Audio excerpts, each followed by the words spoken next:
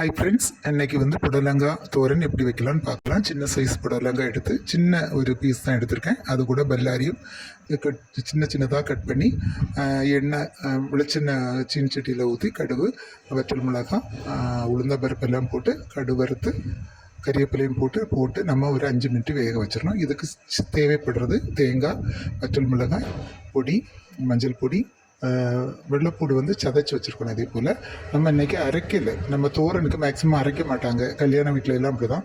அதே போல் இது நல்ல கைனாலே நல்ல நவுடி ரெடியாக வச்சுருக்கணும். நம்ம இப்படி நல்ல ரெடியாக வச்சுருக்கும் போதே அங்கே இது புடலங்க வெந்துடும், நல்ல அழகாக வெந்துடும். அதுக்கப்புறம் இந்த மிக்சிங்கை அப்படி கொண்டு போய் நம்ம அதை ஓப்பன் பண்ணி அதில் போடணும். போட்டு ஒரு 2 மினிட்ஸ் அப்படி நம்ம கிளறக்கூடாதுன்னு சொல்லியிருக்கேன்ல, அதே போல் கிளறாமல் இப்படி செட் பண்ணி வச்சுட்டு மூடிடணும். உப்பெல்லாம் போட்டுட்டு மூடிட்டுனா கரெக்டாக ஒரு 2 மினிட்ஸில் அது செட் ஆகிரும். கரெக்டாக ஒரு தோரன் பருவம் வந்துடும். அப்புறம் ஒரு கிளறி பரிமாறலாம். பிடிச்சிருந்தால் லைக் பண்ணுங்கள், ஷேர் பண்ணுங்கள், கமெண்ட் பண்ணுங்கள்,